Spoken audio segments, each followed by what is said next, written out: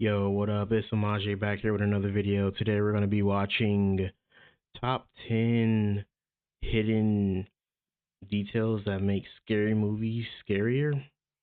Mm, I have no idea what to expect from this. Are willing to just turn the volume up every 10 minutes and hope for the best. Others know how to deliver terrifying sequences that only get scarier the more you revisit them. Consequently, there are so many movie scenes that only unveil their true horror upon closer inspection. I'm Josh from WhatCulture.com, and these are 10 hidden details that make horror movies even scarier. Number 10. Inside, the killer walks straight into the house.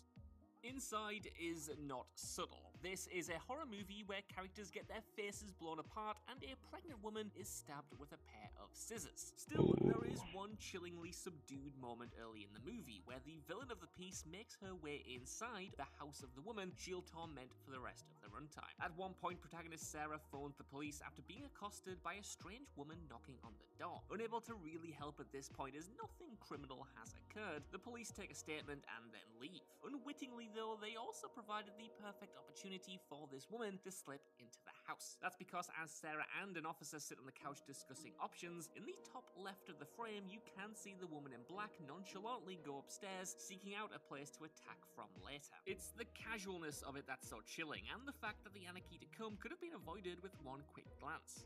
Number 9. Bro, that's what makes it even more scarier, bro. I feel this way because like this type of shit could really happen in real life and it's just really scary. It's not just some type of like gimmicky slasher running around. It's just like a straight up like horror movie that can just happen at any time to anybody. People can go to the movie and be like, "Oh, that can't happen to me. This is not real."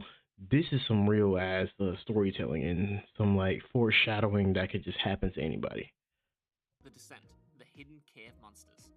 It's almost impossible to think of ways The Descent could be more effective, and that's partly because of just how well director Neil Marshall builds to the first appearance of the flick's cave mutants. The first act of the creature feature takes its time to acclimatize the audience to its heroes and this cavernous setting. For the first stretch, the most pressingly frightening thing is the location itself, as our heroes have been fooled into exploring an uncharted cave that is absolutely not safe for them. What makes this sequence even more tense though is that the monsters are actually always there, biding their time, sometimes even hidden in plain sight in the scenes themselves. One particularly memorable moment fans spotted comes from a POV shot of one of the explorers shining a light around the cave ceiling. As they illuminate one particular area, you can see one of the creatures hugging the wall. However, when the light returns, it's no longer there. It's not quite as terrifying as the night vision jump scare, but it's still pretty damn good.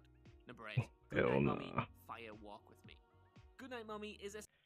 I'm not gonna lie, bro. The Descent was good. The plot was kind of stupid. Why would you go into a cave like that, bro?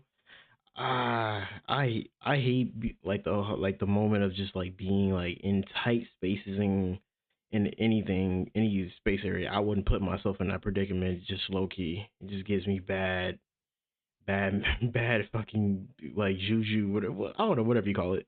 It just give me bad vibes. But like the Descent was a fucking scary. That's a scary ass movie. Psychological gem from 2014, focusing on a mother returning home to her child after undergoing facial reconstruction surgery. Her son worries that the person who's come back isn't actually his man, and tensions between the two escalate. In the end, it's revealed that it's not the mother we should have been worried about at all, but rather the son who has been influenced by the ghost of his brother who died before the start of the flick. The horror climaxes with the house they're all in burning down and the mother in particular dying a horribly painful death. One of the final scenes is a long shot of the house going up in flames as the fire department arrives, but the thing is, in this scene you can actually see the ghost of the mother walk out the burning building to the left of the frame without anybody noticing. But once you know she's there, you can't miss it, and it certainly adds an extra creepy dimension to the bloody finale. Number 7. That's creepy. Creepy Librarian. At this point, the first part of Warner Brothers' doubleheader has been analysed to death, with every frame mined for hidden scares, details, and of course, Easter eggs. Still, just because it's popular doesn't mean it's not worthy of a spot on this list, especially as how the hidden librarian scare continues to blow the minds of those who've never noticed it. In an otherwise innocuous scene, outsider Ben is trying to get more information on the town of Derry. flicking through a big book in the library. It's all pretty straightforward, an exposition scene that serves to highlight the town's dark past, and the audience's focus is very much on Ben and the contents of the book. However, as the camera cuts from the book itself to a mid-shot of Ben sat down, just out of focus to the right is a particularly sinister-looking old lady. Instead of being a nice librarian, this seems to be Pennywise in disguise, relishing the fact that Ben's fear is only going I to never rise noticed the more that. he finds out about the town. Number 6, Devil's Pass. Yo, I've seen that movie so many times and I just never noticed the subtle details. That's why I like rewatching movies, just so I can see and like everything in the background, see what's going on. So some of these movies, I'm gonna have to check out just to see like the back scenes or whatever, or the little subtle details is just crazy.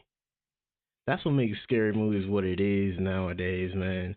I like when people do that, and I like when directors do that just to feel and make a movie so different from like the horror and just like the based upon things that just made things different, I guess. The Mutants.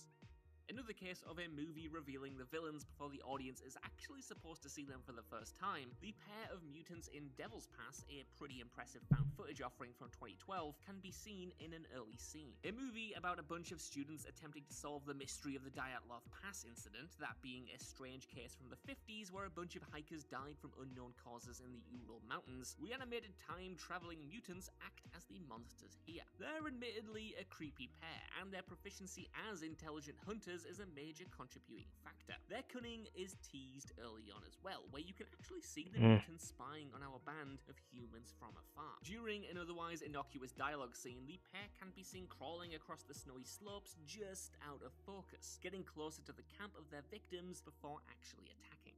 Number 5, Annihilation, the intricacies of the bear.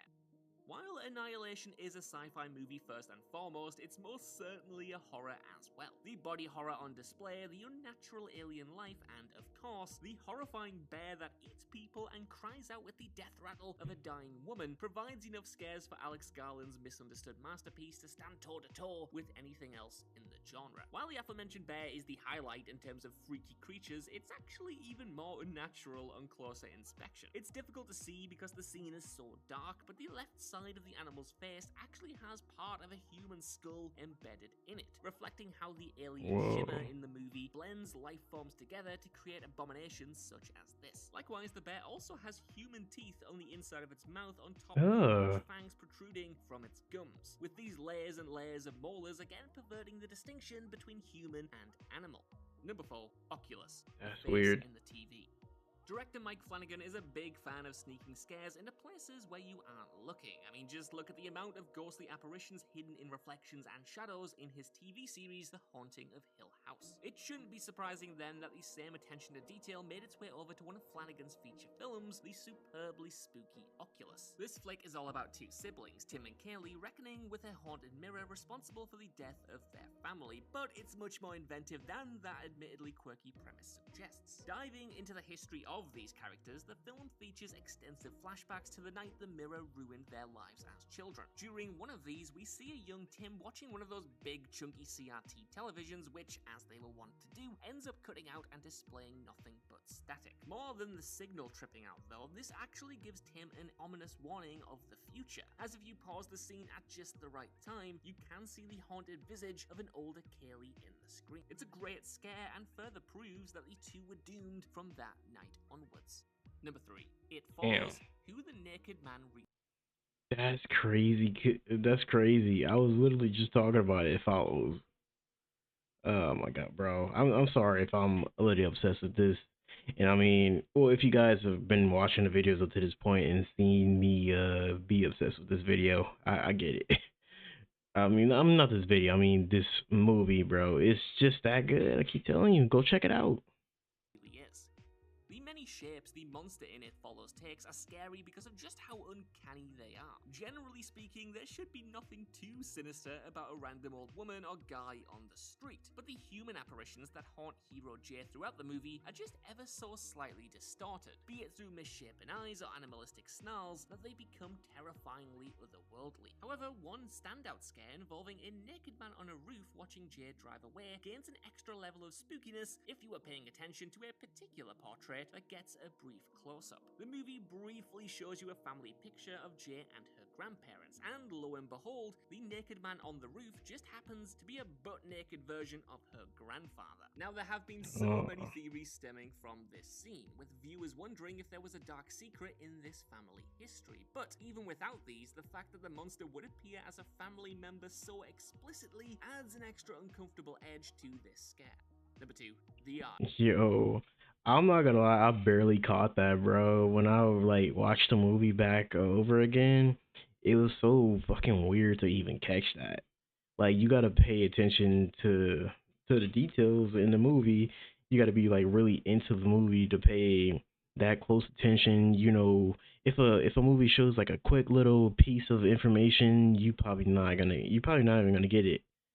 But like until like the end of the movie when you understand everything. That's like what's so special about some movies, man. That's why I love that movie, man. Even though it was kind of like creepy and weird to show her grandpa in that way. Ugh. The ghost on the train.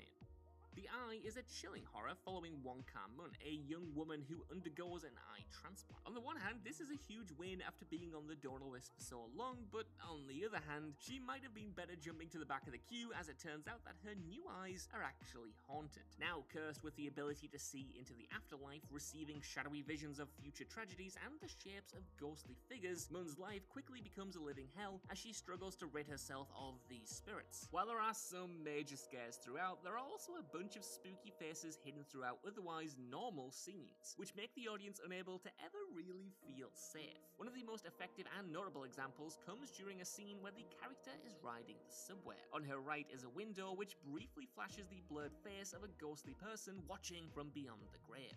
Number 1, Halloween, Michael's back. Bro, that must be like the worst. If that ever happened in real life and all you see is ghosts, that has to be a hell life. I'll probably blind the shit out of myself. I'll probably force blind myself if I have to see that every time. Audiences want to see their favorite killers, in this case Michael Myers, ratcheting up massive kill counts, and horror directors are more than happy to oblige. Of course, these figures also still have to be scary and mysterious. Halloween balanced the spectacle of Michael Myers while keeping him an enigmatic force of evil. Yeah, you had flashy sequences like the one-take killing spree where the shape moved from house to house, murdering a bunch of innocents. But you also had subtler scares like this one, where you might not have even noticed Michael offing someone in the background. During a scene early on at the gas station, just after Michael has escaped, you can see I've him seen in this the one. background of multiple shots. First, he parks up in a stolen car, observing a mechanic. Then you see him stroll across the parking lot out of focus, and finally bludgeoning someone to death outside a window. It's an entire set piece from Yeah, I caught planning this the murder one. to executing it, all taking place just outside the viewer's focus. Bro, I'm too much of a fan of like the Halloween series to not catch that type of shit. But like, this was a good compilation.